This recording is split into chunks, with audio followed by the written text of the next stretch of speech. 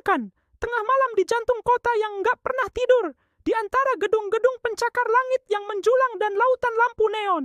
Tiba-tiba, di tengah hiruk-pikuk itu, ada sosok putih berdiri kaku.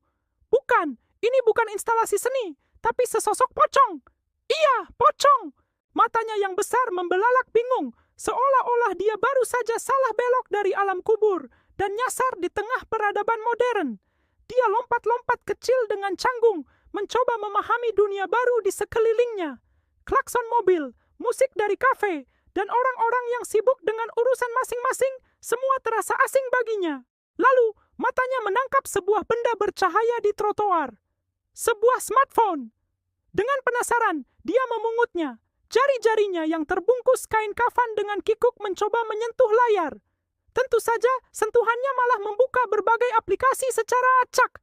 Dia mencoba meniru orang-orang di sekitarnya yang sedang asik dengan ponsel mereka. Digesek-gesek, diketuk-ketuk, sampai akhirnya, entah bagaimana caranya, sebuah aplikasi peta terbuka. Wah, Google Maps. Pocong kita ini tampak sedikit tercerahkan. Dia mencoba mengetik tujuannya, mungkin pulang ke kuburan, tapi yang keluar malah huruf-huruf aneh. Jarinya yang terbungkus kain memang bukan partner yang ideal untuk keyboard sentuh.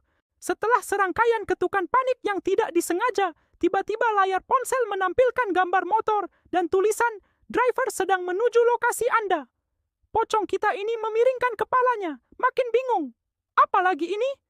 Tak lama kemudian, dari kejauhan terdengar suara motor mendekat dan berhenti tepat di depannya. Seorang pria dengan jaket hijau khas ojek online turun dari motornya. "Orderan atas nama Pocong?" tanya si abang ojol sambil menyipitkan mata membaca nama aneh di aplikasinya. Matanya kemudian bertemu dengan mata besar si pocong. Hening sejenak. Awalnya si abang ojol kaget setengah mati, helmnya hampir copot.